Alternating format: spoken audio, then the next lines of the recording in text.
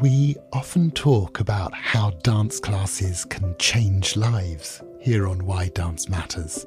Well, how about this? Wesley Ruzibiza was studying financial management at the University of Rwanda when he stumbled across a contemporary dance class. His direction changed almost at once. He's now a leading choreographer and co-director of one of the world's great dance institutions. None of us should wonder what a dance class can do. Wesley is a brilliant launchpad for the new season of Why Dance Matters, the Royal Academy of Dance podcast. I'm David Jays, and I was delighted and slightly amazed that we began the year celebrating our 50th episode. It's been a privilege to hear so many stories of lives shaped, enhanced, and transformed by dance. Thanks so much for joining us on the journey. Now, grab your passports. We're in a new season. We like to travel on Why Dance Matters, even if it is remotely. We'll be meeting guests this season in Hawaii, Johannesburg, and around the UK. Today, we cross a continent with Wesley Ruzibiza as we follow his life in dance around Africa. He's talking to us on a well-deserved holiday in Tanzania. Wesley is now co-artistic director of the École des Sables in Senegal, one of the world's most influential training organisations. Their production of Pina Bausch's Rite of Spring involves dancers from over a dozen countries and has been an international sensation. Wesley himself grew up in turbulent times. His family is from Rwanda, but he was raised in Congo. The family was imprisoned for almost a year during the civil war there. Wesley recently created a festival around the idea of tolerance. There's no one better to ask about dance's role in troubled times and why dance truly matters.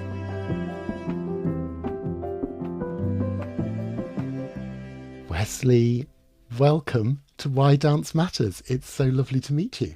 Thank you. We, on a previous episode, spoke to a fund manager in Singapore who had been a young dancer. But your journey is sort of the other way round, because you were studying finance management when you took a dance class, which changed your whole direction. What happened? Oh, God. I don't know to answer that question short. Oh, goodness. What happened was magic, I would say. I didn't really plan on being a dancer. I was much interested in doing theater and becoming an actor. Even for that, it was more for fun and just for spending time after classes and spending time with my friends. But dance did something to me in different ways that really changed my perspective of my whole life. Meaning it has opened a chakra, if I will say, within me to understand myself, to understand my surrounding, to understand my story and to connect with my country, connect with myself as well. And it's really gave me a place to heal. That's why I decided to stay into the dance sector and to stay as a dancer and keep dancing and keep creating dance and working with dance. If I have to answer it that short, that would be my answer. Yeah. That must have been quite an impressive first dance class then, if it lit that light bulb. Had you gone in with any expectations that it would speak to you? Well, it was not only the dance class. I want to see the dance class because I want to see the dance show before. It's connected. It's a bit connected with what I saw on stage and the desire to want to do it. Long story short, when I came back in Rwanda in 1999, I met with this group of people that was staying at the university and creating a piece of theater called Parole, corps, voix et rhizome. It was directed by Kulsi Lamko. And coming back in Rwanda, being for the first time in 1996 and coming back for good in 1999, I didn't really connect it with the country because of the story of my country. The story was too ugly for me to have any space to allow it to be mine. I just didn't want to accept it as my own story. I guess my body, my emotion, my whole being refused to accept the fact that I was Rwanda and then that story was part of my heritage. And I kept reading and I kept watching TV show or documentary around it, but it didn't really help. Every time I look at it, I'll be like, this is too ugly to be a place I want to be. So I went to see that show, Parole, Corps and Rhizome. The show was a 1 hour and 25-minute show. There was different parts in the show using really choreography and contemporary dance. And that was a genre that I'd never saw before. I was used to see urban dance, hip hop, and traditional dances everywhere I grew up, but I never really got in touch with contemporary dance. And the way they were using their body into telling the story of Rwanda really just opened my intellect and my mind into understanding the whole thing without really having to make an effort. So it was an emotional transmission of the story within me that allowed me to accept that this is happening to Rwanda. So that pushed me to go see the creation process and the workshop that was happening around that show. I went into that and then I sat into the class and I was invited because there was not many boys or men taking the class. And just by doing it, and then we were telling this, the class was around the story of slavery in Brazil, and it was using classical and contemporary dance to tell it. And it was so powerful that something really inside of me just relaxed. And then I was like, goodness, if I can tell a story with just using my body and using emotion and I don't know, my physicality and moving, that is something that I want to do for the rest of my life. Yeah. As you mentioned there, you grew up outside Rwanda in Kinshasa. Was there dance in your childhood at all? Was it part of your life there?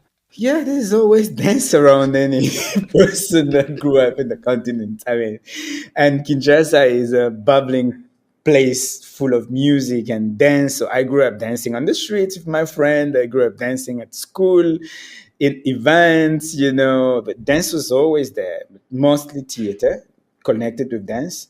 Rwandan community in the Congo to keep the children into the traditional history of Rwanda and to keep them into knowing their heritage. It was like dance classes in traditional dances. So I used to go and do some traditional classes of Rwandan dance within the Rwandan community in Kinshasa.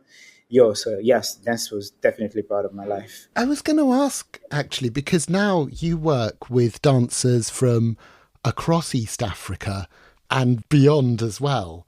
Places with difference in history, different languages. Is it easy for everyone to come together in dance? That's the beauty of it. you know, that the beauty of dance, you actually don't need words. You don't need a language. You just need your body. You need to be present. You need to connect with what you're learning and you need to connect with what you're doing on stage. So my experience with doing dance around the world and creating and teaching as well and also being part of the dance community around the world is really that, like when you're in a dance class, you don't need words. You just need to observe. You need to connect. You need to feel. You need to be able to capture the moment through the movement. So you actually don't need to speak. Sometimes you do a little bit of speaking by explaining, but even if the person doesn't understand what you're saying because you're doing the movements, they don't need translation. I can speak in Kinyarwanda and still teach dance in the UK. And they will get it because I'm doing movement. I say, move your hand like this. So if I say it in Kinyarwanda, they'll be like, "Kora akaboko kawe gutya." You don't understand what I said, but you see my hand. You get my feelings. So that's the beauty of it. Yeah. Yeah. So bodies can communicate more quickly and more directly Than than words. words. Yeah, Nice. definitely. This is that body cannot only communicate, but they can transmit, they can connect with the others very quickly without using words. Of course, sometimes you need words when especially you're creating and stuff, but it's not necessary. You touched on the very difficult history of your country. Rwanda's past has been very difficult, even for those who were living outside as your family were, during the time of the genocide. But then at the end of the 90s, you were imprisoned in Congo during the war in that country because you were Rwandese before you were evacuated. That must have been a very scary and confusing time, a lot to live with. My story with Congo is both a story of love, deception, hate. By the end of the day, I think I have a strong connection in that country for the fact that I grew up there. I've lived almost half of my life in that country. And I started the most beautiful moment of my life in the Congo, my first love, my first kiss, my first outing. It's all connected to that country. So yeah, leaving Congo was really hard because living in a country for years and knowing that you belong to that place, you are Congolese, and then suddenly you just considered as, because of politics, because of everything around it, you become a foreigner, a stranger, someone who is dangerous, someone that shouldn't have the right to live or even to stay or even breathe. So yeah, I had a really traumatic experience during 11 months being imprisoned in Congo. And to be honest, I really didn't think or treat about it because I didn't also have time. I felt like it wasn't my place or it wasn't the moment coming back to Rwanda with everything that the different story that people tells you. I was like, my story is quite beautiful. It's still beautiful. So I don't have a place to talk about it. And then during COVID, it's hit me hard, being in a place where everything is silent. You cannot move, you cannot dance, you cannot be in the studio. The silence brought me back to also questioning that time in the prison in Congo. And I realized that I was traumatized.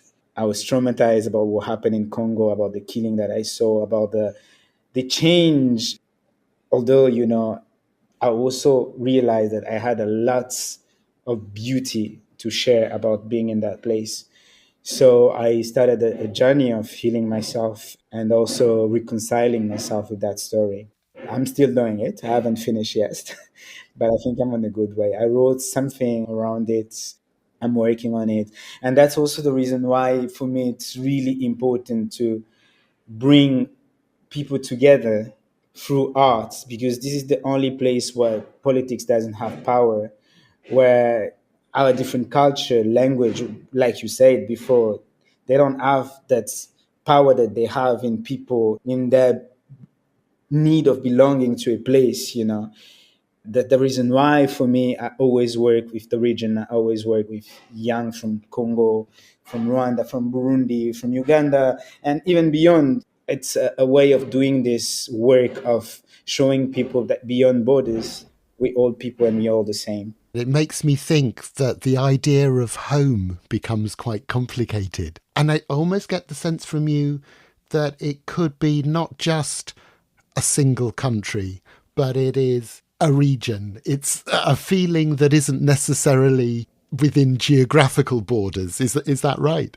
Exactly. For me, home is not a country. It's a feeling. It's a place. It's people. It's the scent. It's food. It's a lot of things in which you really connect and then you feel safe. Safe eating, safe speaking. I speak better Lingala than I speak Kinyarwanda. So home for me is also Lingala. Home is the people that I grew up with, my first friends, the connection that I had around the world. Home is everywhere where I feel safe, where I feel human, where I feel not different from the others, where I feel considered. So home is Paris, home is Kigali, home is Dar es Salaam, home is Kinshasa. And home can be also a bar. I Yeah. don't know. There is that thing that dance studios, almost wherever they are, they all kind of look the same. Whatever is outside the window, inside the room, they're always very similar. So I guess if you step into a studio, it doesn't matter Exactly. where it is. Exactly.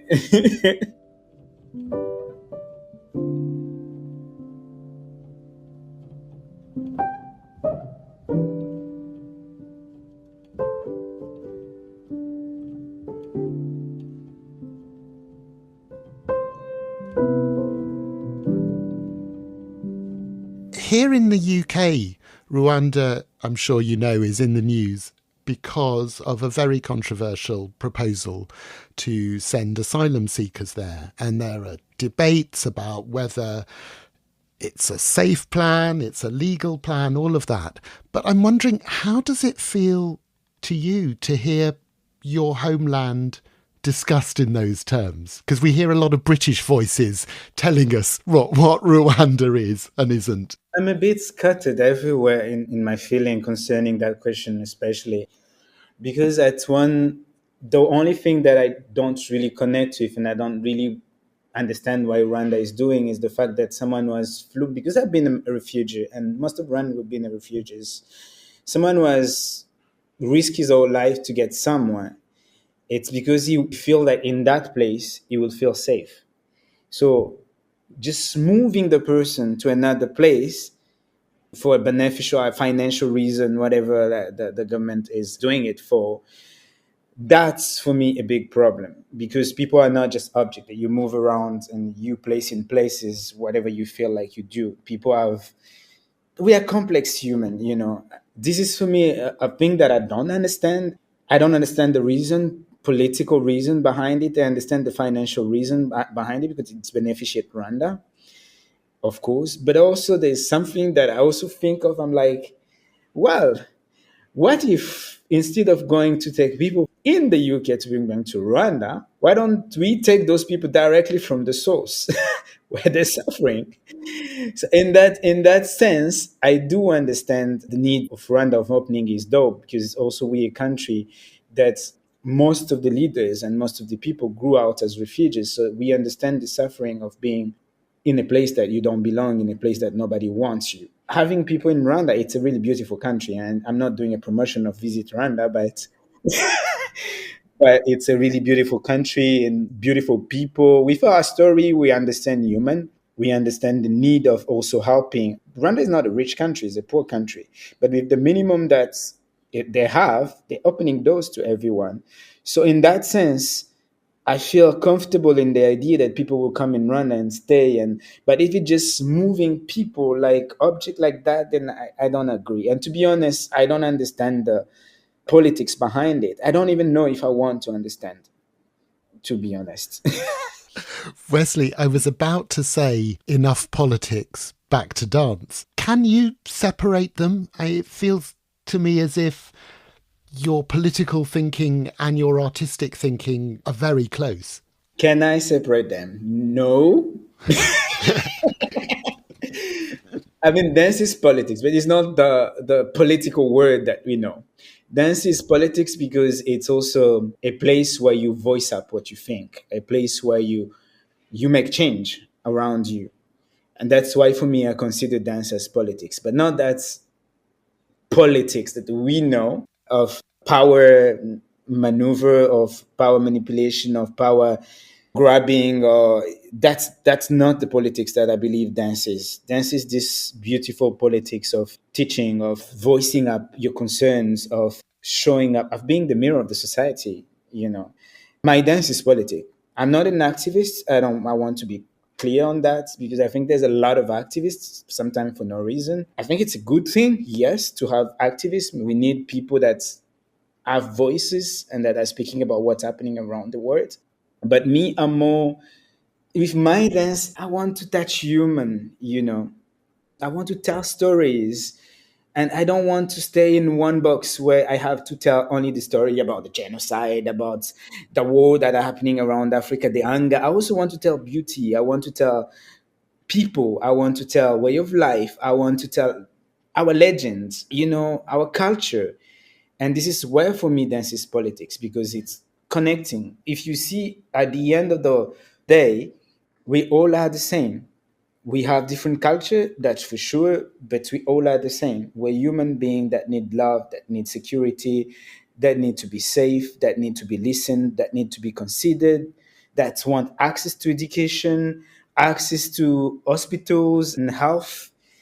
We're just looking for one thing: security for ourselves, for our kids, for our families, for our friend, etc., and etc. And this is for me where the politics of dance is beauty, because it's the one really creating that synergy between those things. Do you sense when you're creating a piece and then you deliver it to an audience, can you feel it making an impact on them? Are there moments where you can feel the atmosphere in the room shift? Definitely. And this is an experience that I've been having. My piece that I'm still touring, which is the East African Bolero. Every time I perform that piece in the room, I see the reaction of people, and I have the reaction spoken to me after, and the exchange that I have the people after.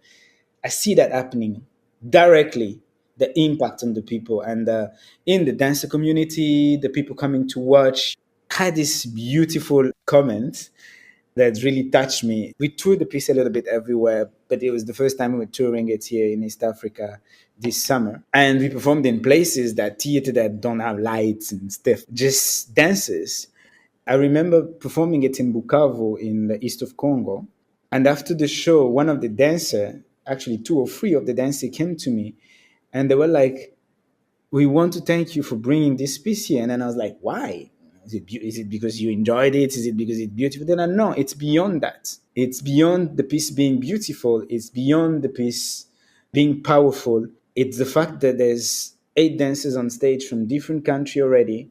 And secondly, all the countries in East Africa are represented. And thirdly, we can connect with our dance because I use traditional dances from all the continent. And they were like, we can connect with this contemporary piece. We can see the beauty that we have in here. We can see that together we can make something that is amazing. And then I was like, yes, this is what I wanted people to get. The power in it, the power of bringing together, the power of showing what we have, the beauty that we have, the power of telling our stories. And this is something that you see always after the representation, people coming to tell you, thank you for that. Because we are not very, I mean, if you look at the black dances, I would say, it's not really represented. People don't see it. Even in the continent here, most of the dance school or the places where you go see contemporary dance brings white people, brings people from Europe, from the US to come and teach. And most of the time they will bring the heritage from there and not consider what we have. And Africa has, I mean, I don't know about Africa, but I know about the region, and especially my country. We have so much beauty in the dances that are proposed, in the technique, in the way of teaching, in the way of creating art, of dancing, of being on stage. So when we use that, for me, it's a political statement as well. It's this is what we have. This is what we need the world to see as well, not just being a really pale copy of the rest of the world. And you do also direct the festival East African Nights of Tolerance in Kigali. And tolerance is such a resonant idea, such a strong idea to build a festival around. Why was that important to you? Well, I loved something that the president of Rwanda said in the past, and I kind of stole that in a different way. Because most of the time we want people to love you, to love us, to give us space, to regrow so that we can be. But what we need to do, especially for the region that is full of conflict, is to allow the others to be. In order to do that, you don't need to love someone, you know, you don't need to like the person, you don't need to be like the person. You need to tolerate the space of that person to be and to be whatever that you want to be. When I was writing the festival, I was like, what kind of name should I give to the festival? Because I wanted something regional. I wanted something giving the space for people to come and tell the story. And even if you don't agree with what they're saying, to still be able to sit down and listen. And that was really, really important for me, especially with Congo, Rwanda, Burundi, Uganda at that time. There were a lot of fighting. Sometimes it still happens for some of us. And the fact is, like, everyone is taking a position. Nobody's listening. But if you're not listening to each other, how would you find a solution? So tolerate me, let me talk to you, listen, and you have the right to say, no, I don't agree, in a polite way. And then we keep working together, you with your idea, me with idea, and then we find a way of bridging it and bringing it together. So tolerance for me, it's really a powerful thing. It's the only place when you don't tolerate, you cannot make a way to meeting someone. From the beginning, if you're blocking, you're not going to listen. You're not going to allow the other one to be. And at the end of the day, there will be separation. By tolerating, even if you don't like the person, even if you don't agree with what the person is doing or what is representing, you open a platform for discussion. You open a platform of meeting, a possible meeting and a possible discussion. And possibility is what we need the most in the region. I love the way when you're describing tolerance, it's almost a choreographic idea. It's one body moving towards another or opening up towards another. It's almost like becomes a physical force rather than just an abstract point. I love that.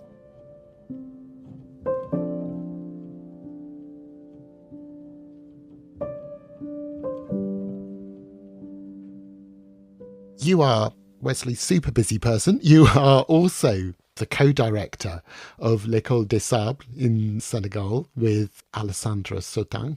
It's an institution for training for performance with an incredible legacy.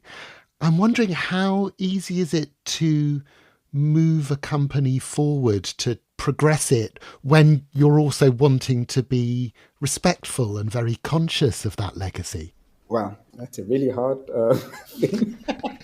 The thing is, like, École des Sables has this fantastic legacy of Germaine Acogny. Yeah. He's one of the biggest figures of the African dance in the world. Germaine Acogny and his husband, Helmut Vogt, founded the school. And the whole school was built on the vision of Germaine Acogny. But what is really, really beautiful is when she decided to step out, she really gave us a space, to come and take over. Meaning, this is your space now as the director of the school for the time that you're being a director, which is 4 years on the contract. Be whatever you want to be in this space. I trust your artistic idea. I trust your artistic way of doing. I trust you as people, me and Alessandra and me, to take this space to another place. It's not easy because Germaine is such a big figure that most of the time when people will talk about the École des Sables, it will start with Germaine. We came always after, So taking the company forward, it's taking the school forward, because the school also is a big thing. It's the school programs and the company as well. Taking it forward requested us to recreate the artistry within the school. Alessandra and me started different projects, and we started also a new young company in Senegal, which was not there before, Jean B Junior, Jean B 2. This company that we actually opened the school more to the Senegalese people, and especially because the school was there, but the access to Senegalese dancer was not as wide as it is today. So in order for us to take it that's in a big scale, we started by creating a young company based in Senegal that is actually nurturing young dancers from Senegal to create work within the country, work that can be seen around the region and also in the international. Also taking over the company of the school that was Jean B that didn't really work for the past 5 years. Now we want to take it over as well and bring it back, because it was such a huge ambassador of the school, and also bringing finances. It's a big things in École des Sables that the school has been fighting to be alive. It's one of the biggest schools, but that doesn't have a lot of funding. So most of our programs are self-funded.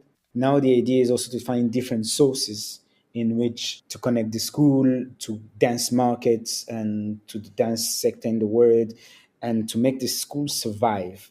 So we, like in a lot of fronts right now, doing projects, creating, working on new creation, opening up the school to the world, and also creating special program for the African and the diasporas as well, so that the school will keep thriving. One of the projects from l'École des Sables, which has been seen here in the UK, in the US, at a lot of international festivals, is Le Sacre, The Rite of Spring, that mighty production of Pina Bausch's dance work, with dancers not just from Senegal, but from across the continent. It is a shattering piece of work to experience.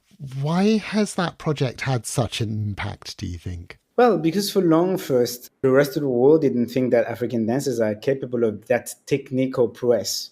There's no discipline, that what people always say is like there's no discipline in African dances, in the dance from the continent, because I don't like the word African dances. It put us all in one basket. All the dances that you saw in the piece, most of them went through the training of École de Sables, which is a training based into traditional and contemporary dance from the continent.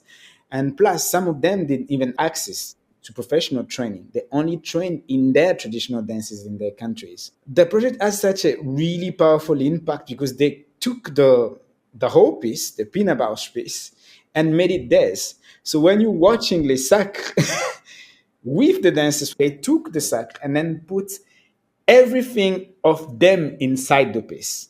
They're not just dancing a choreography, they're dancing themselves into the piece. That's why you see the power, you see the passion, you see technical part of it, showing the discipline of the black body as well, which a lot of people did believe in it up to now. Those dances prove that beauty can come from the continent, and beauty that are more than beauty even with Lisa. I believe that's the reason why. And also the fact that you have 34 dancers in a piece from different places. That's such a beautiful thing. It's such a wealthy way of doing things, connecting those different culture into putting them into one stage, doing one thing. That shows you that unity is really something possible. It's not just a dream.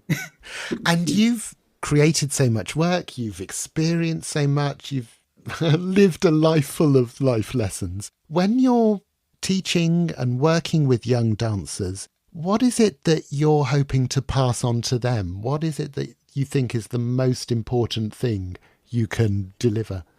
First, the most important for me is the love of what they're doing. I would lie if I say like I'm just passing the technique, passing the skills that a dancer needs to survive in the professional world. Yes, that's necessary, but without the love and the passion of what you do, it ends up being dead.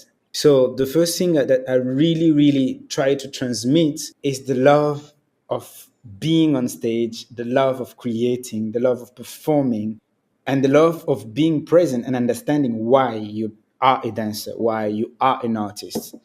Otherwise, if you don't have that, you're just not an object, but you're something that people dispose of and take and throw away. Or you are actually also dispose of yourself, and then you do, and then after you dead inside.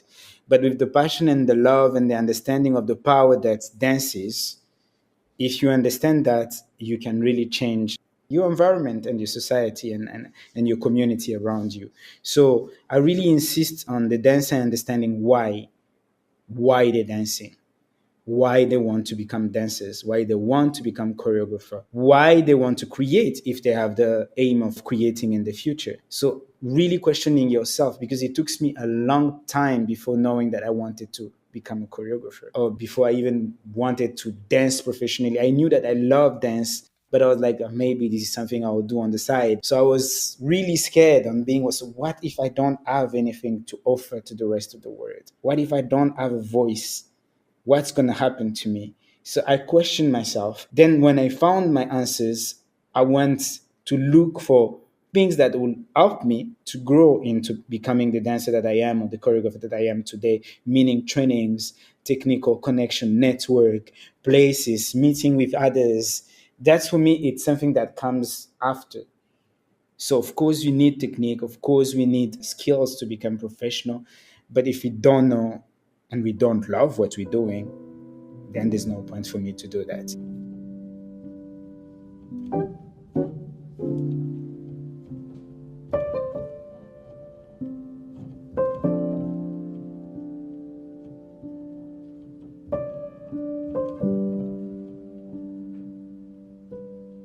Wesley, it has just been such a pleasure. I'm going to ask one last question. I don't doubt for a second that dance matters to you, because you've expressed that so powerfully. But why does dance matter to you? Oh goodness, I've been thinking of this question since you sent me. Like, why does dance matter for me? I like, well, dance matter for me for one reason. Dance has saved my life. Dance has been this friend, this place, this element that have kept me alive, that have made me realize that I can have a little change. I can make a little change into the world.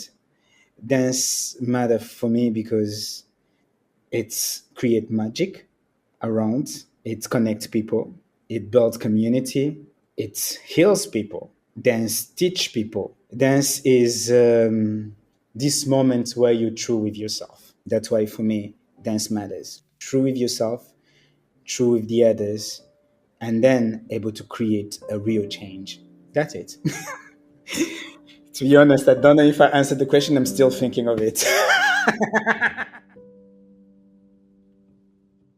Wesley's positivity, his depth of thought and feeling, is an inspiring beginning to our new season. If the conversation touched you, do let us know. You'll find the RAD's social media links in our show notes, along with more about Wesley's work.